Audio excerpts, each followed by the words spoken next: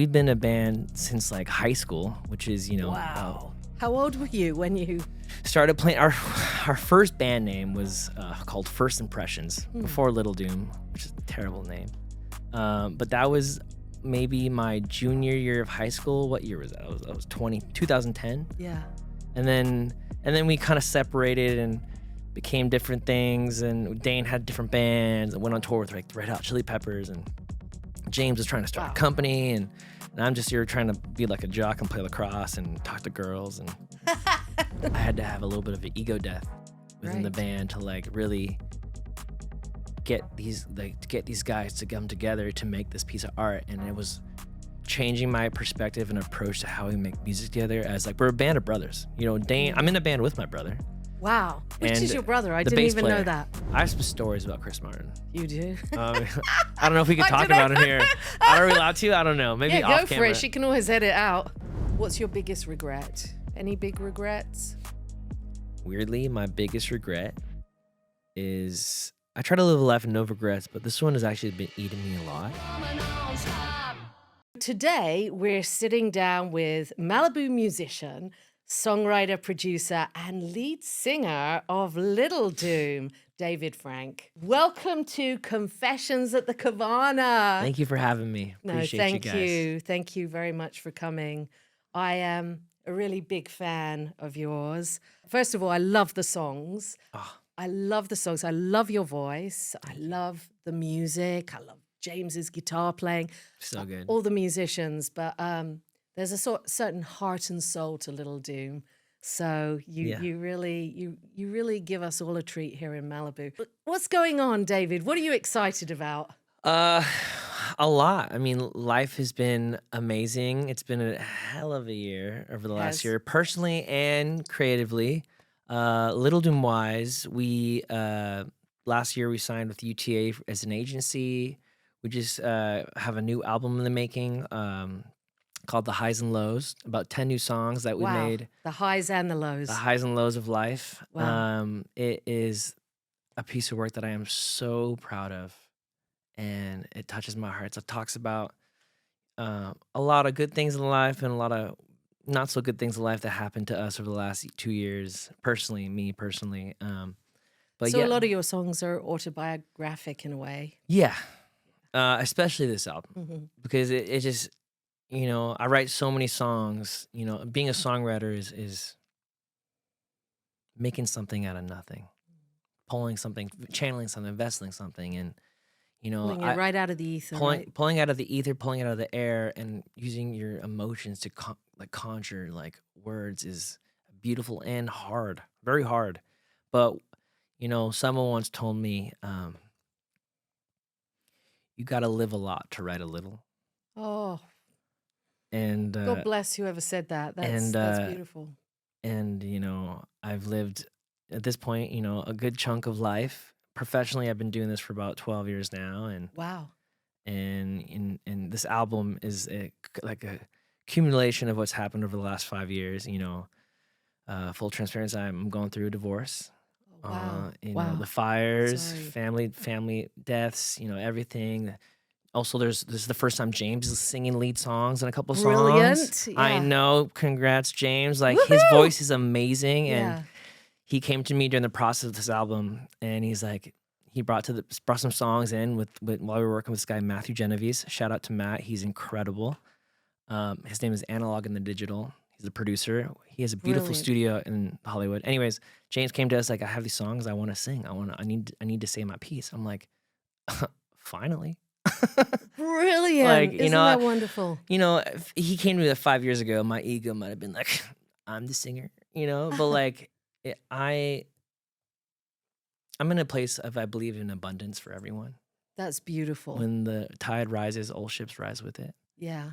And if it makes him more into the project, more into the game, more into like just giving his soul and life, like we have to the band, I'm all for it. I love that, because there really are two schools of thought, aren't there? Yeah. Those that think there's not enough to go around, and those that think, and that seems to really change our lives when we get to that point where we think, okay, there's enough. Yeah. There's enough love for everyone. How does first of all, I'm really excited. Yeah, you do seem like to be really heartful as an artist and really open to really pouring your soul and yourself. Who do you usually come with the lyrics? How does the writing go? Does someone come with a riff? Can I ask that? How Yeah, does of that go course. in terms of Little Doom? How does that work? In terms of Little Doom, the process looks different every time. Really? Uh, let's start with how this album was created. Yes, great. This is the first time where normally I like build tracks with producers or like a producer, and like I would come up with this idea and theme about like life or like a concept that would fit in like TV and film, or like we used to be very sync focused and everything, and I would bring it to the band. This time with this album, it was like the first time we were all in a room jamming live together, and it was just like us all mic'd up, all ready to go, all plugged in. Matt hit record, and we would just jam for like 20, 25 minutes. And we did it Wow. like 40 times. Wow. And then like I bits and love it. pieces of songs would come out of these jams. And then James and Dane and I would sit in a room, and then we kind of like, I would start writing to it. Sometimes I came in with an idea, like I had idea or hook in already, and I would try to like, guys, check this out. And we'd sing it, and they'd be like, no, that sucks. I'm like, all right. Or they'd love it, you know? It sounds very vibey. It sounds very kind of almost old school, like going Yeah. back to the 60s. It sounds like you've really matured as a band to get to this point. It sounds Yeah. like that there's We you've got- definitely have our sound has evolved from Evolved, like yeah. kind of this super polished pop rock yeah. into like really like gritty analog, like heart and soul, like what like a real band Mhm. sound Well, I think that's the with pop tendencies. I think that's you the know? beautiful gift that you bring when you play, because Yeah. there's definitely lots of heart and soul. I mean, I remember when I was in the rock world in Hollywood, there's a lot of narcissistic kind of not so kind music also coming out. I mean, there's also beautiful, but when I go to a Little Doom concert, I really feel like embraced. I really feel like part of it. I really feel like you're singing to me. Yeah. I know everybody thinks that. So what do you think is the major difference in terms of this album compared to the last album? Honesty, sound, collaboration. Like I said before, like I would write a lot of songs, and I was kind of like Nazi's not the right word. I'd be like, play this part, Dane. James, play this. Like the guy's like, trust me, I know what's going on, and I don't know everything. And I think I had to have a little bit of an ego death within the Right. band to like really get these guys to come together to make this piece of art, and it was changing my perspective and approach to how we make music together, as like we're a band of brothers. Dane, I'm in a band with my brother. Wow. Which And is your brother? I the didn't bass even know player. that. Dane is my older brother. It is a blessing. He's my best friend.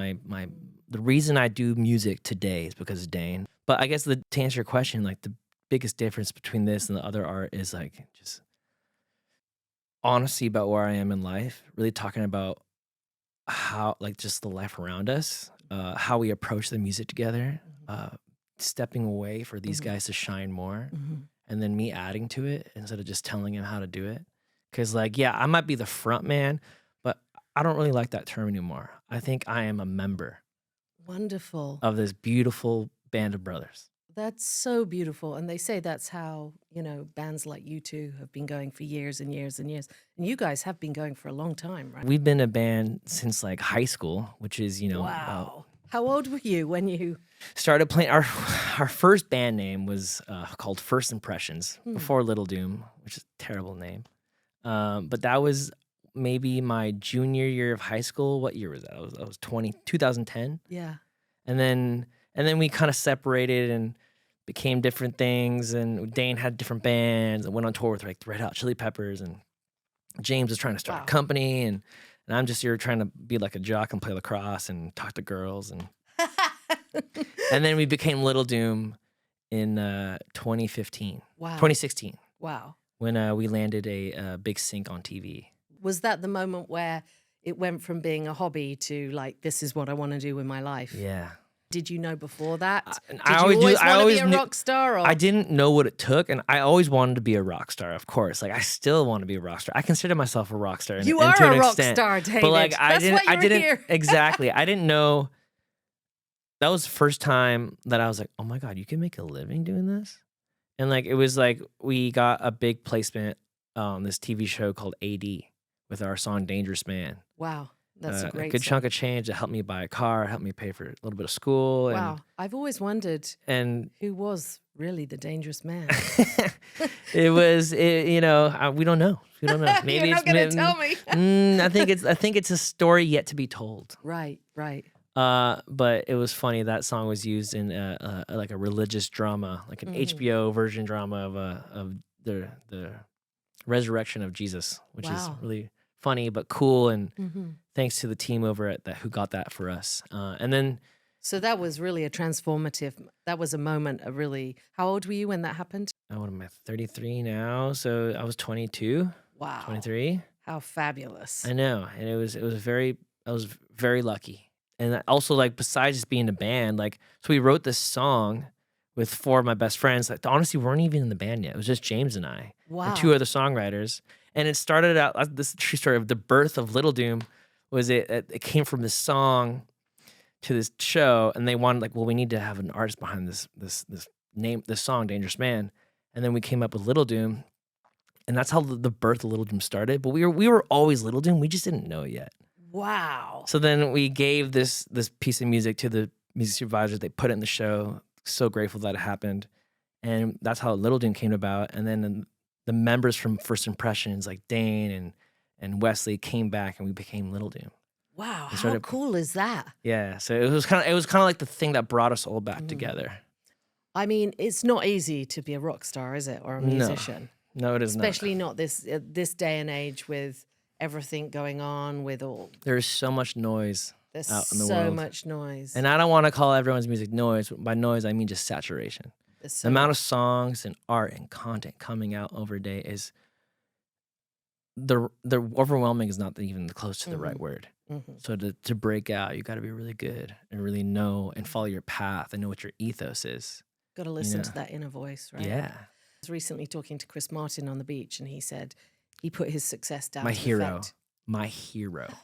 Brilliant. He put his success down to the fact he always listens to his inner voice. Do you find that, do you ever get drowned out by the noise and the amount of competition and you get disheartened and you go, I shouldn't be doing this with my life? Or do you always, is it really strong within you? I think it's easier said than done, but comparison is the thief of joy. Comparison is the thief of joy. And I try to do a good job of listening to my inner voice. And Chris Martin is so right. That man is my spirit animal / I love him so much. I would not be in the music industry today if it wasn't for Chris Martin and Coldplay. Because you have a little bit of that flavor. When I was walking across the car park to get to your gig the other day, I was like, I can hear Malibu's U2, or is it Malibu's Coldplay? I can see here's some influences. Obviously, you're Little Dume, but we all have influences. Yeah, Chris, Coldplay and probably Kings of Leon is what I grew up on. Everything else outside of those 2 bands just didn't exist. People are like, oh, have you heard this song? I'm like, who? I'm like, oh, but you know Coldplay? Like, my brother makes fun of me and my musical knowledge because I was very naive and uncultured when it came to other music because I just obsessed with Coldplay and I know everything about that band, and that might be embarrassing to say, but I love him. He's I've got to meet him a handful of times. Yeah, he's a wonderful human being. I got to see him on the beach at Little Dume many times. We cleaned the beach on Little Dume recently. Oh, you did? If you ever need a helping hand, I'd love to come hang out. I didn't know who to invite. Yeah, I'm your guy. 6 girls turned up. So. Oh, and he was there too? Well, he asked me to get some people together to do it. So. I'd love to. Yeah. Okay. So what I wanted to say was, what did I want to say? Oh, I remember what I wanted to say.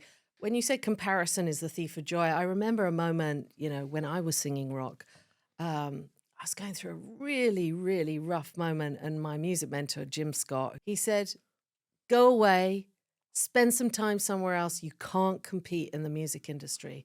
Once you start competing, you've had it. So, it really is, to stay the course, you've really got to stay with that passion and that love. Have you ever had a moment where it left you and you were like, I just can't do this?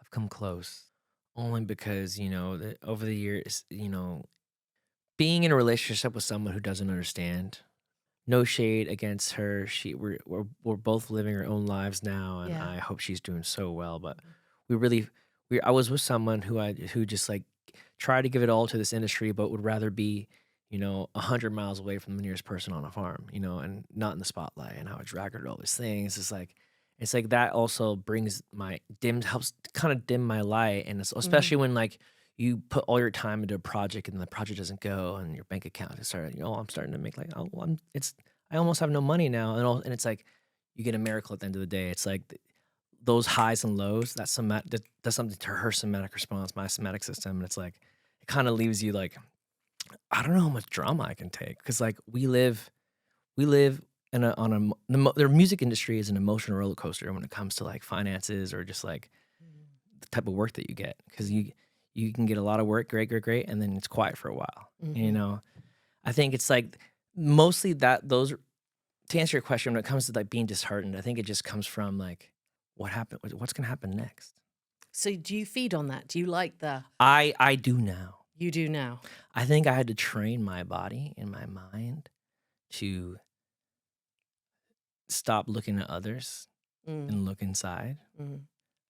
Because I wanted to say this earlier. It's like nobody follows someone because they're like the next Little Dume, or they're the next blah blah blah. Like, you don't want to be the next whatever. Right. You want to be you. Mhm. You don't want to, like, no one wants to follow something that sounds like someone else, or like they want to find something fresh and new and stick to it, but like be the first person to find this new thing. And especially me as a creative, like even though I was like, I think the first part of Little Dume's career was like, I tried so hard to sound like these other artists, and I wanted songs like this and that. And I relate to that. I did And, that in my Hollywood I years. think we all just do. wanted to be Sheryl Crow. And it was like, and I spent $1 million trying to be Sheryl Crow when I was Zoe Scott. And Exactly. it's like I spent all this time trying to be Coldplay or Kings of Leon when I was David Frank, or I was Little Dume. Like, I think listening to your inner voice is finding out who you are, what your sound is. And for the first time with this new project and moving forward, even we've written so many songs since this new Highs and Lows album. It's like we finally know what Little Dume is. So you feel like you've got to a point where you're okay with what you are, as opposed to chasing. Yeah, I'm not chasing, I'm attracting. Wonderful. That's so beautiful. Yeah. I mean, it's quite vulnerable, isn't it? Songwriting and really putting all your emotions. You have to be quite courageous to do that, right? I think that was the other thing I wasn't doing back in my rock days. I think I was concept writing, and I had great concepts. Woman on top, you don't want a girl like me, but I don't think I was really talking about what's going on. And I think that's when you really connect to people, when you really are able. And I love that about your music, actually, because I think you really connect to people, Well, we try as a songwriter, especially with what I'm doing now, mostly the Little Dume related, like I try to relate to myself. What I've learned is that people will connect to the music because they connect to the story, because they see themselves in you.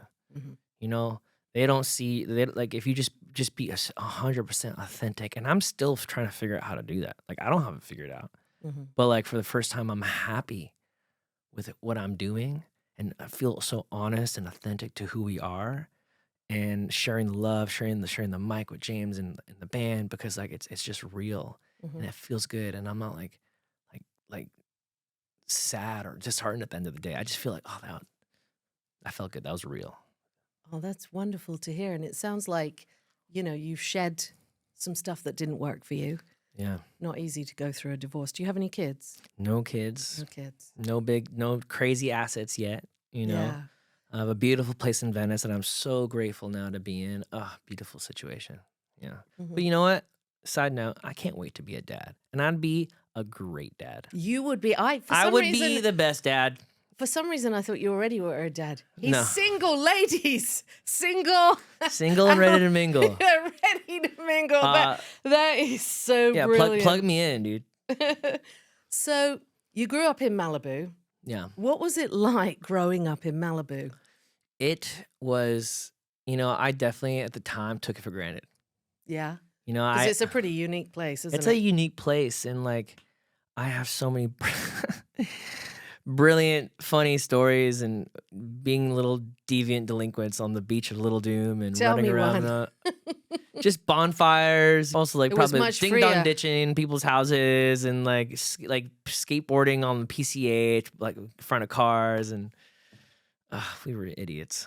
But it sounds so compared to now where it's a lot more congested, right? And Yeah. became a lot more commercial in a way as well, Malibu.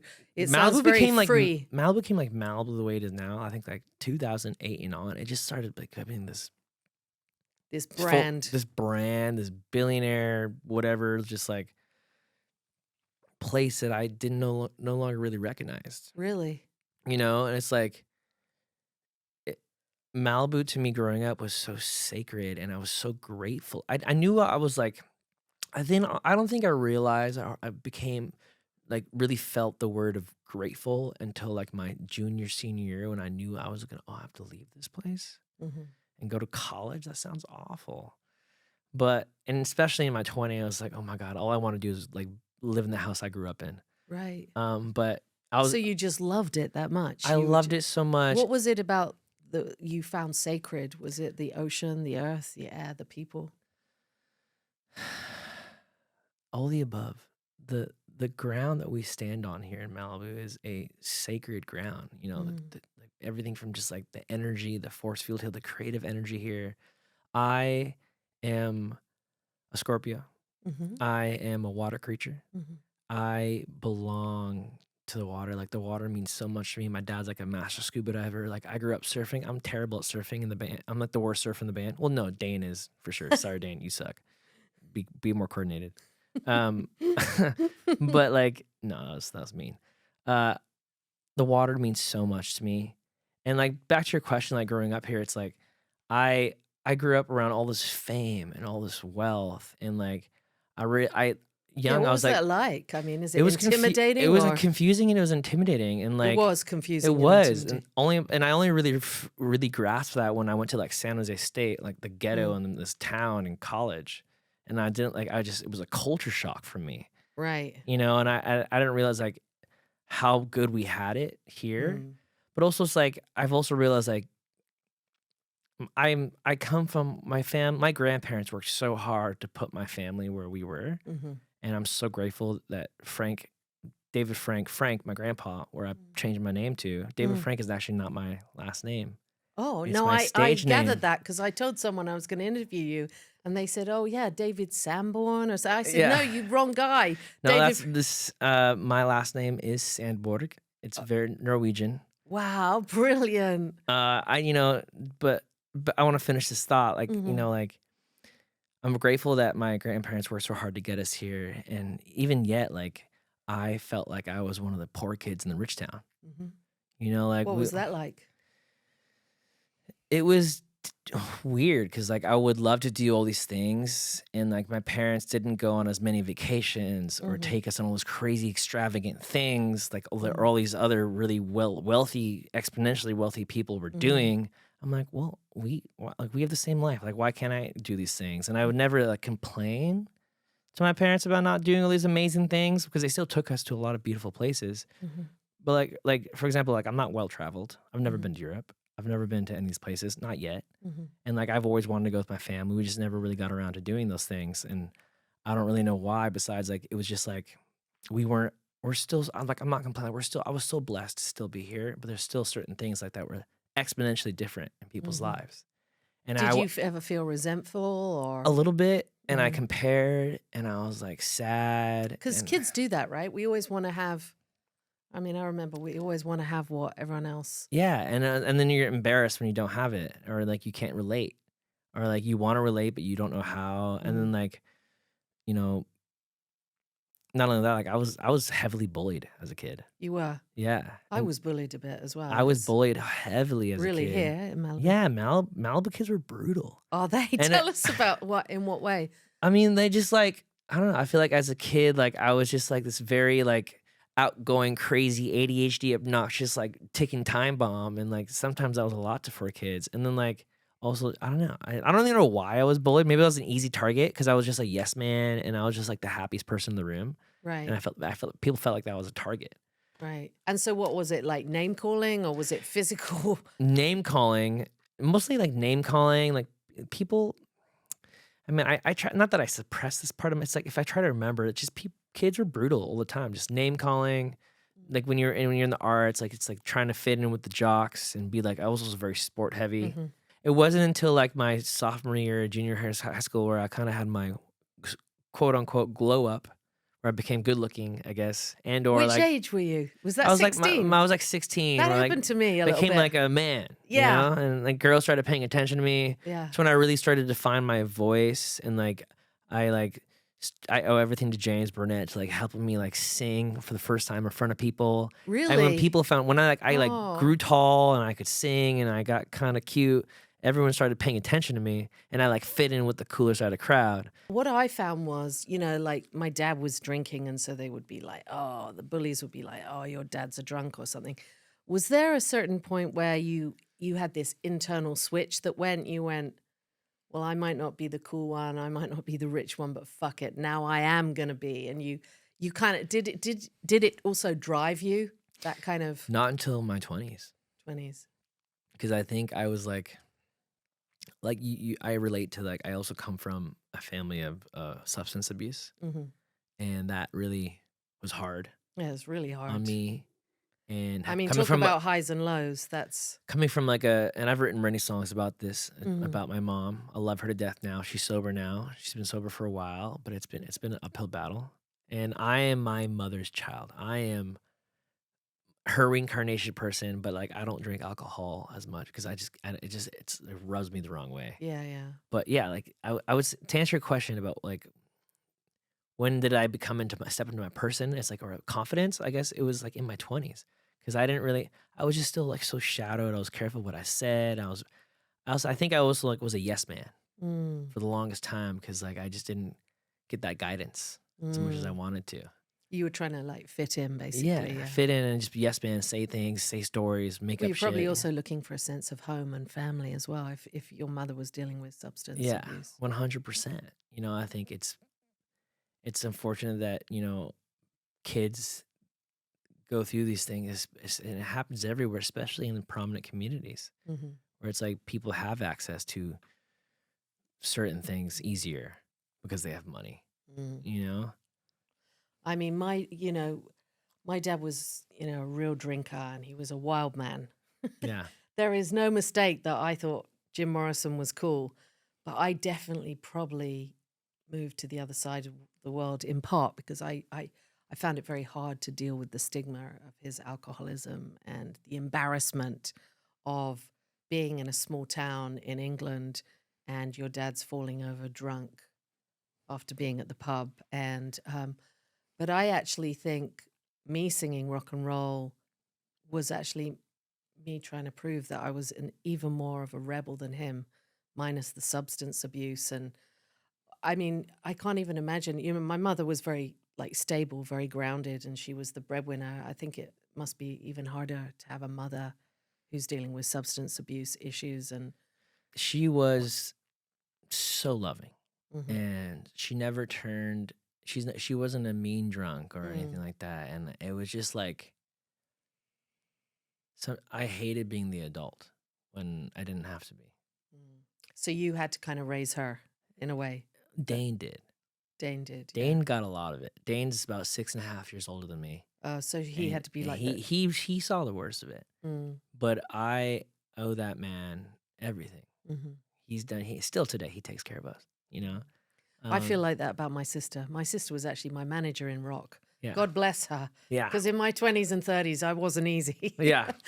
I've done a lot of therapy since then. Me neither. Yeah. And our siblings, they want the best for us. Yeah. And Dane he's a hardworking man. He's the leader of our family right now. He is. Yeah. Wow, that is so gracious of you Yeah. to kind of say that. So like, what is it that you want to do right now with you got this amazing solo career. Yeah. Talk to me about the solo stuff you're doing.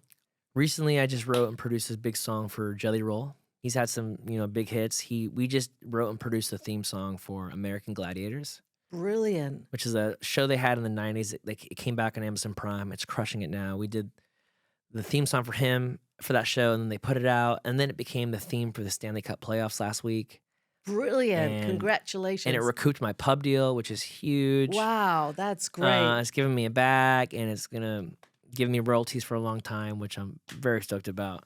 Wow, that's wonderful. I heard some country in some of the solo project stuff that I was listening to. I've always wanted to try my hand at some country. I would call I it love more the storytelling, right? Yeah. Aspect to country.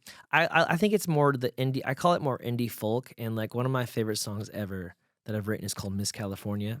I love that song. It's so good. I saw that. And you have a lovely girl singing with you as well on that. Yeah. I really like that. I wrote that with a very dear friend of mine, Emma Zander, an incredible artist, incredible writer.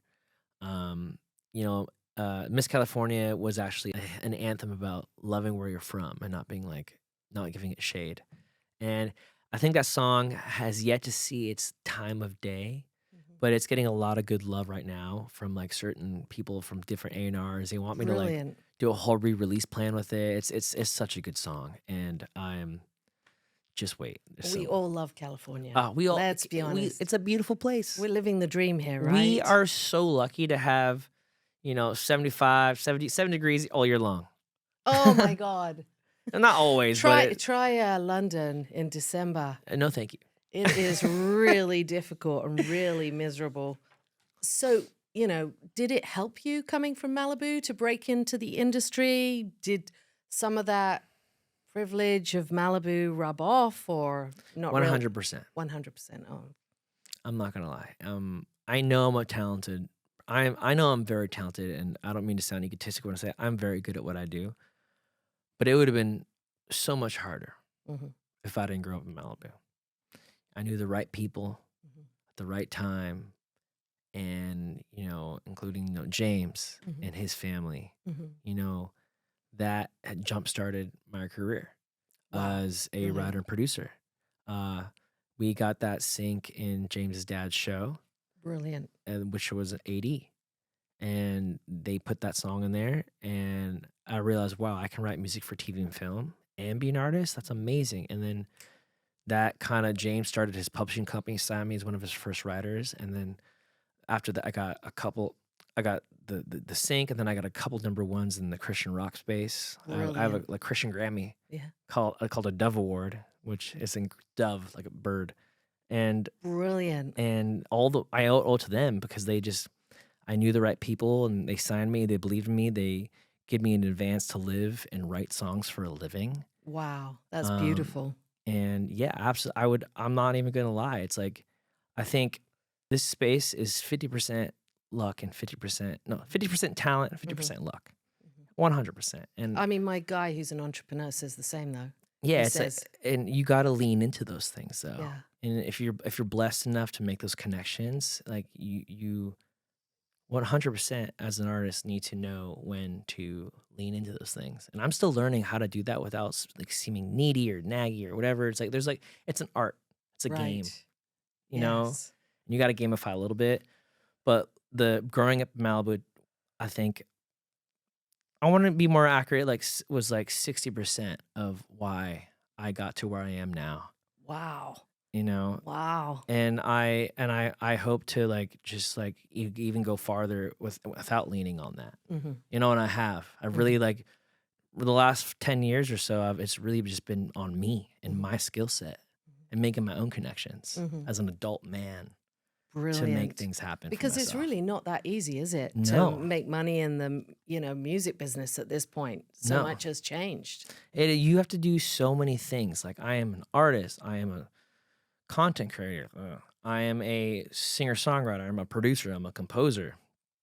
You have to be really engineer. Flexible. I have to do all those things in the to survive. Yeah, in the digital space of music. If I could just be rock star frontman Little Dume, 100%. But I put on so many different hats to not only make ends meet, but to fill this creative void that I want to do all these things.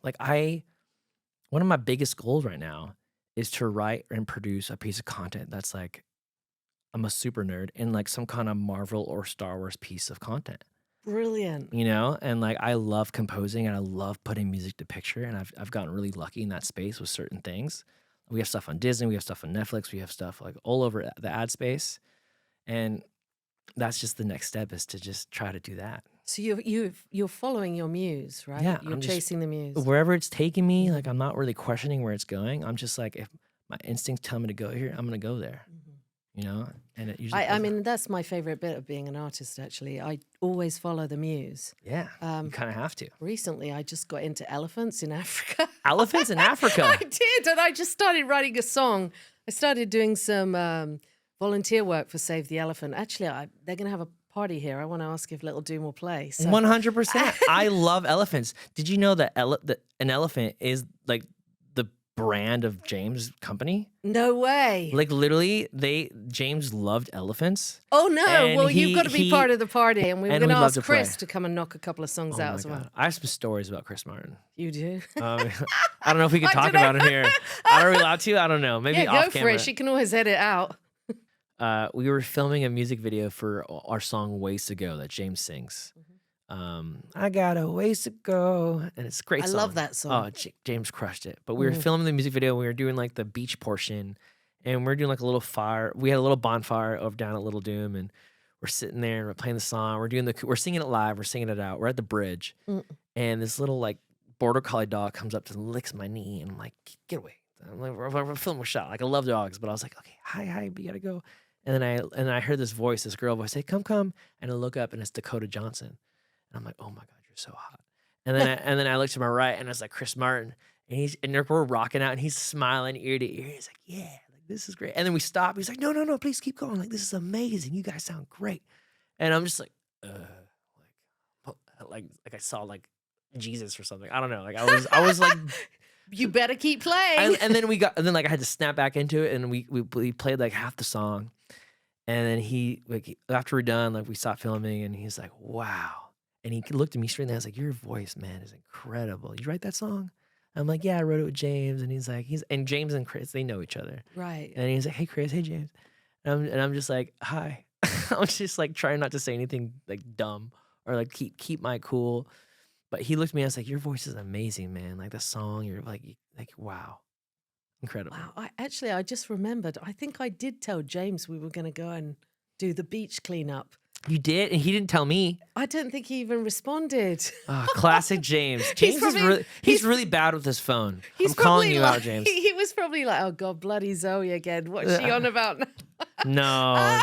But James needs to get better with his phone. Bless his heart. But we just, I don't know if we should keep that story, but I just wanted you to know that story. Oh, yeah, that's an amazing story. Yeah, and there's more, but that's my favorite one from Chris Martin. So, did you divorce over the last year?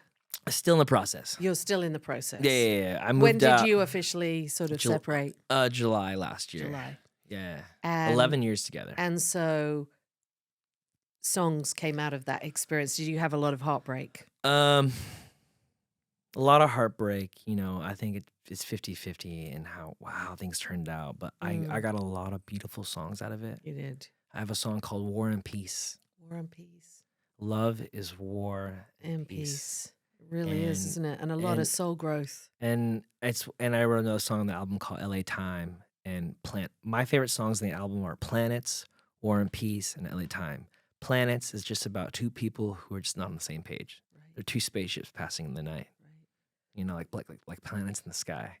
And then War and Peace is like a brilliant song that I wrote with my buddy Alex Wilkie. That is actually the only song on the album that I wrote outside the band and brought it to them. They heard it and are like, of course we want to take it. It's brilliant. And I'm like, oh, thank you. And then LA Time is just about like, she couldn't run on LA Time. Most people can't.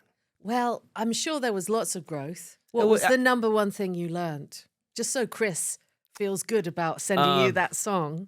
I think one thing I learned mostly about this process is compromise and knowing when not to be selfish and not putting because people sacrifice so much to make it in this industry. And I was so blind. I had so much tunnel vision as David Frank.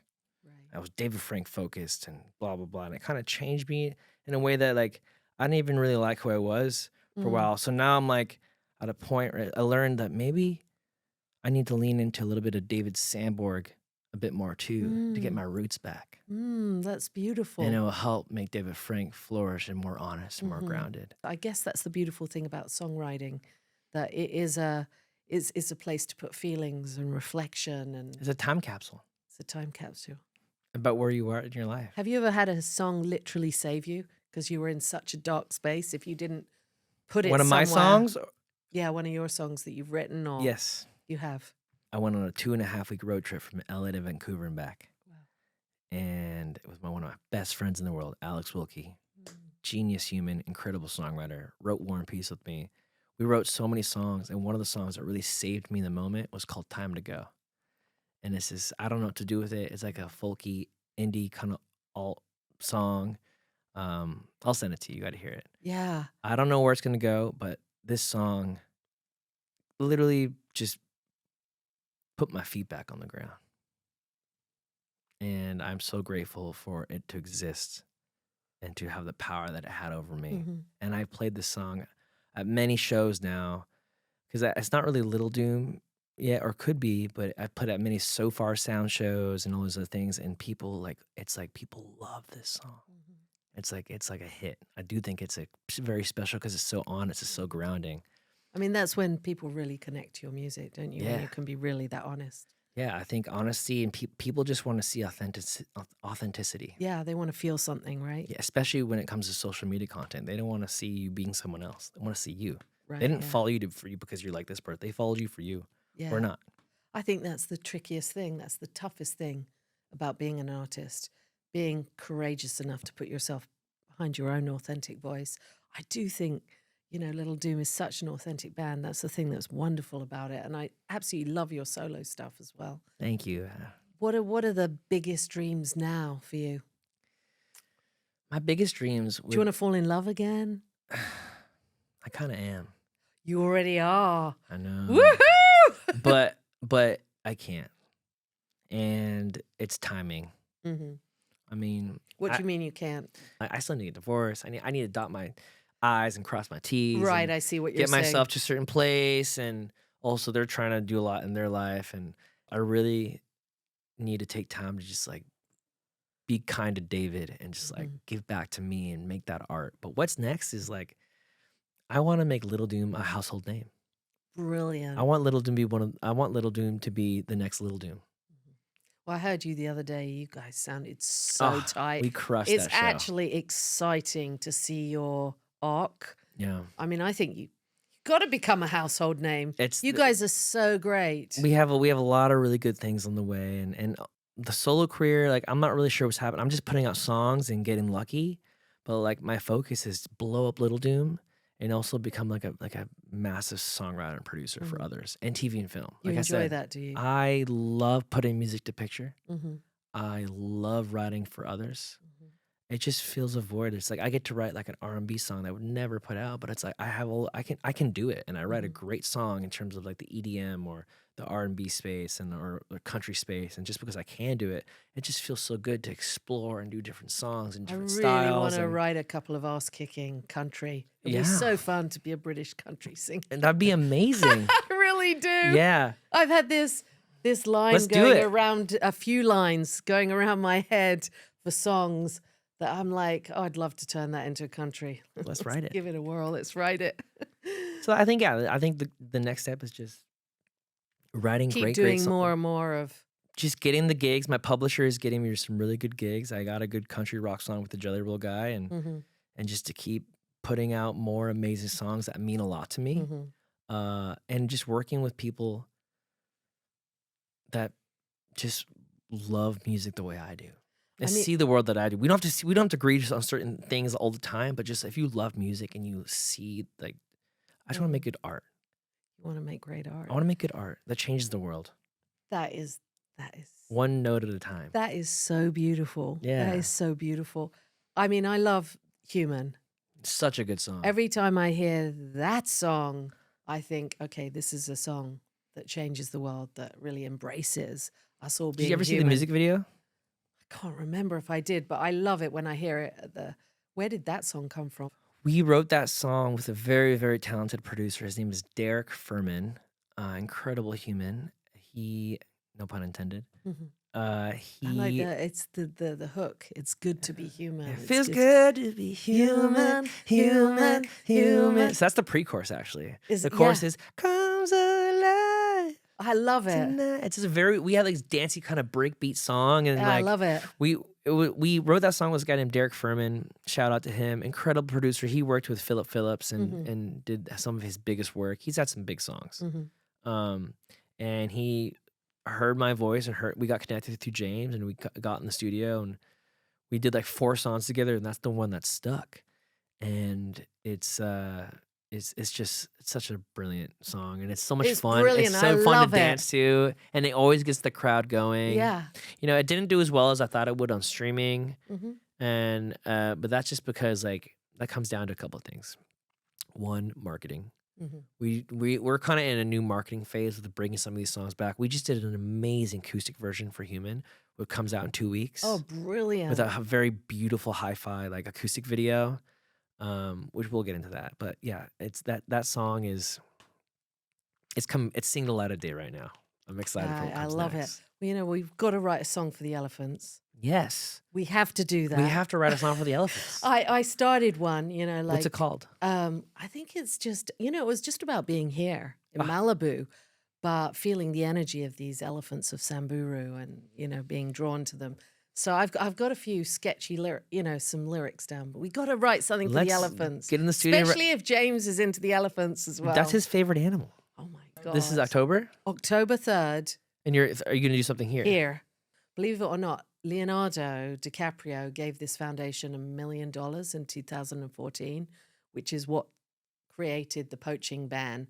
So I love Leo so much. yeah, I'm trying to find him actually, because I really think he should change this documentary into a movie. I'm trying to find him. I'm going to Al Pacino. I'm going to. I was like, can you just put me in touch with Leo? So anyway, we'll see how that goes. You look a bit like I was literally Leo. gonna say that my only doppelganger I've ever gotten is that people think I look like Leo, and I was like, hell He's yeah. really into wildlife, so I've been love looking that. for him. Oh my God. Okay, so we made a deal here. We're going to get Little Dume at the Save the Elephant party, right?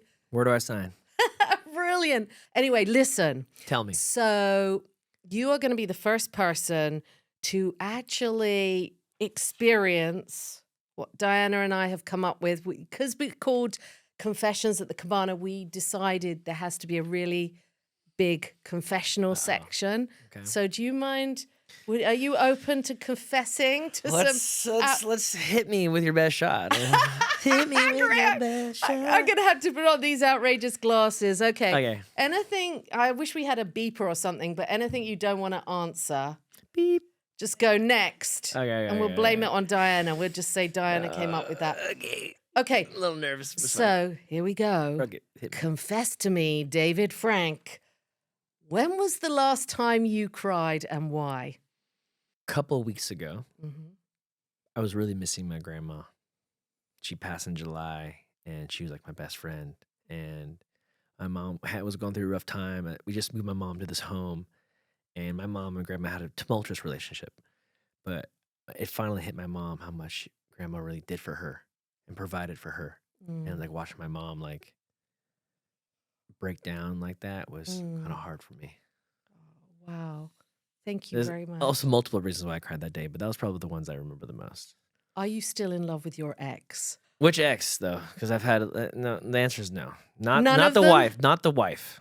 Any other ones? Yeah. The answer is yes. I kind of like dated someone way after. Mm-hmm. No, Shirley, and I absolutely miss this person. Oh, thank you for confessing that. What's the riskiest place you've ever had sex? You could tell us to fuck off if you don't No, want. this is great. One of them, I was the community room of my dorms in the middle of the day on top of this giant like Great Hall table at like 2 p.m. Oh, brilliant! And it's like there's people walking by the look those windows that you can't really see. They're kind of blurry, but they're like windows. Like you see shadows walking by. Oh my And like God. we're just on top of this great hall, just like humping like bunnies and like trying not to be loud, and people are just walking past us. Oh my God. The last time you lied, and what was the lie? Oh my God, that's difficult. My brother's been trying to get me not to hang out with this girl and focus on myself, and I slept at her house, and I lied to him, said I didn't sleep at her house. Oh my God. And then he found out because I told my mom because she can see my location, but I turned it off just because I forgot. And then she's like, I knew you were here. And then I said, don't tell Dane. And then she told Dane, but I already lied to Dane. Oh my. And Dane like called me out. What's your biggest regret? Any big regrets? Weirdly, my biggest regret is I try to live a life of no regrets, but this one has actually been eating me a lot. Is that when my grandpa Frank came to visit me in college, he emailed me a couple of days before saying, what are your school colors? And like, I really want to support and be school colors. And I was just kind of partying and fucking off. I didn't really listen to him. And I should have communicated with him. And then he showed up not wearing any of my school colors, and he like sat me down in front of all my friends and like at this giant table and like called me out in the middle of the rooms, like, well, and, like gave me like a lecture in front of all these people. Everyone's like, oh fuck. And like Grandpa Frank, he's like the patriarch, big Oh dog, my God. money making So family. he really, really wanted to. He really wanted, and like I feel like I really let him down. And then he passed a few months later, and it's something that's like eat me up for a while. Because like he's my biggest supporter of music, bought me all my first music equipment. I literally changed my name to Frank because of him in his honor. And like sometimes I think about that a lot. It's like, how could I have honored him better in those last moments of his life, not knowing what was going to happen? I've taken his name. I've honored him a lot, but I still like regret not communicating more and not saving like voice memos or voicemails. Oh, bless you. Yeah. The next one's a little more lighthearted. Do you have a secret crush on anyone in Malibu?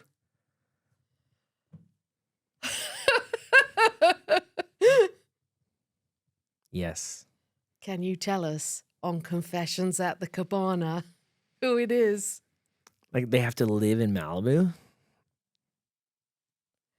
Come on, give me something here. I mean, this person comes to Malibu sometimes. Okay.